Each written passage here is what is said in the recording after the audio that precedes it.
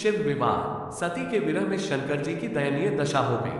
वे हर पल सती का ही ध्यान करते रहते और उन्हीं की चर्चा में व्यस्त रहते। उधर सती ने भी शरीर का त्याग करते समय संकल्प किया था कि मैं राजा हिमालय के यहाँ जन्म लेकर शंकर जी की अर्धांगिनी बनूं। अब जगदम्बा का संकल्प व्यर्थ होने से तो रहा। वे उचित समय पर राजा हिमालय की पत्नी मेनका के गर्भ में प्रविष्ट होकर उनकी कोख में से प्रकट हुई। पर्वतराज की पुत्री होने के कारण वे पार्वती कहलाई। जब पार्वती बड़ी होकर सयानी हुई तो उनके माता पिता को अच्छा वर तलाश करने की चिंता सताने लगी। एक दिन अचानक देवर्षि नारद राजा हिमालय के महल में आ पहुंचे और पार्वती को देख कहने लगे कि इसका विवाह शंकर जी के साथ होना चाहिए और वही सभी दृष्टि से इसके योग्य है। पार्वती के माता पिता के आनंद का ये जानकर ठिकाना न रहा कि साक्षात जगन्माता सती ही उनके यहाँ प्रकट हुई है। वे मन ही मन भाग्य को सराहने लगे। एक दिन अचानक भगवान शंकर सती के विरह में घूमते घूमते उसी प्रदेश में जा पहुंचे और पास ही के स्थान गंगावतरण में तपस्या करने लगे। जब हिमालय को इसकी जानकारी मिली तो वे पार्वती को लेकर शिवजी के पास गए। वहां राजा ने शिवजी से विनम्रतापूर्वक अपनी पुत्री को सेवा में ग्रहण करने की प्रार्थना की। शिवजी ने पहले तो आनाकानी की, किंतु पार्वती की भक्ति देखकर वे उनका आग्रह न टाल न सके। शिवजी से अनुमति मिलने के बाद तो पार्वती प्रतिदिन अपनी सखियों को साथ ले उनकी सेवा करने लगी। पार्वती हमेशा इस बात का सदा ध्यान रखती थी कि शिवजी को किसी भी प्रकार का कष्ट न हो।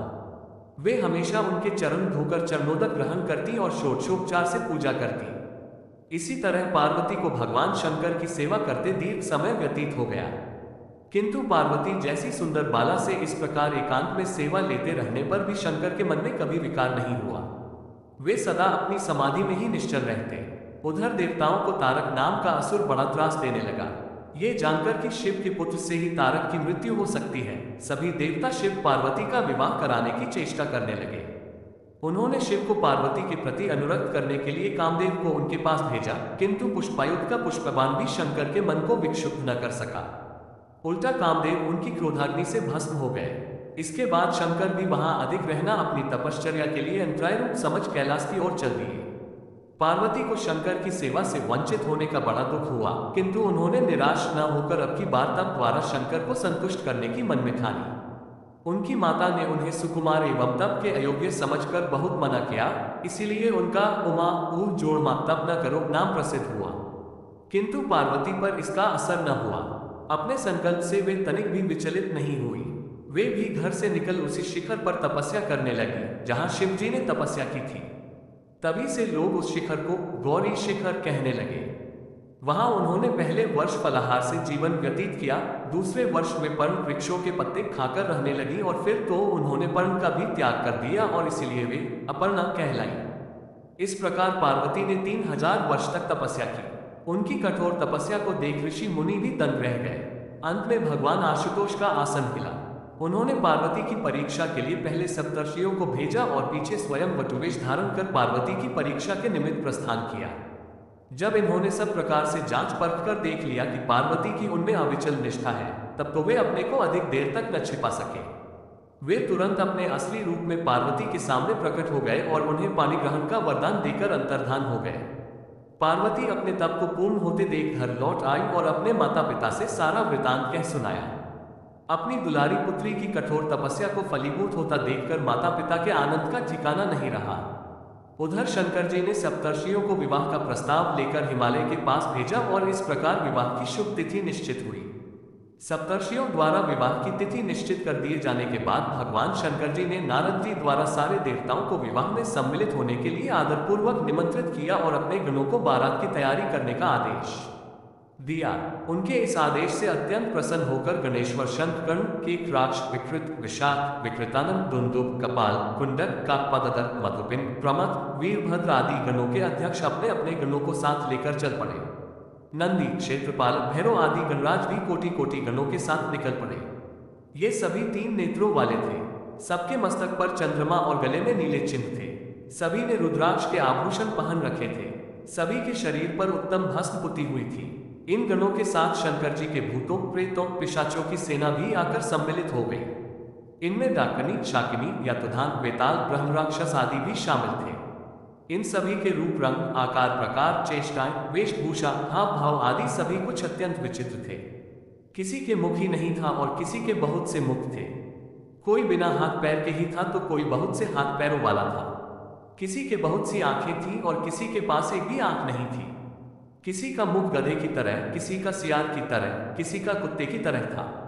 उन सबने अपने अंगों में ताजा खून लगा रखा था। कोई अत्यंत पवित्र और कोई अत्यंत विभत्स तथा अपवित्र गणवेश धारण किए हुए था। उनके आभूषण बड़े ही डरावने थे। उन्होंने हाथ में नरकपाल ले रखा था। वे सबके सब अपनी तरंग में मस्त होकर नाचते गाते और मौज उड़ाते हुए महादेव शंकर जी के चारों ओर एकत्रित हो गए। चंडी देवी बड़ी प्रसन्नता के साथ उत्सव मनाती हुई भगवान रुद्रदेव की बहन बनकर वहां आ पहुंची। उन्होंने सर्पों के आभूषण पहन रखे थे। वे प्रेत पर बैठकर अपने मस्तक पर सोने का कलश धारण किए हुए थी। धीरे धीरे वहां सारे देवता भी एकत्र हो गए। उस देवमंडली के बीच में भगवान श्री विष्णु गरुड़ पर विराजमान थे। पितामह ब्रह्मा जी भी उनके पास में मूर्तिमान वेदों, शास्त्रों, पुराणों, आगमों, संकाद महासिद्धों, प्रजापतियों, पुत्रों तथा कई परिजनों के साथ उपस्थित थे। देवराज इंद्र भी कई आभूषण पहन अपने ऐरावत गज पर बैठ वहां पहुंचे थे। सभी प्रमुख ऋषि भी वहां आ गए थे।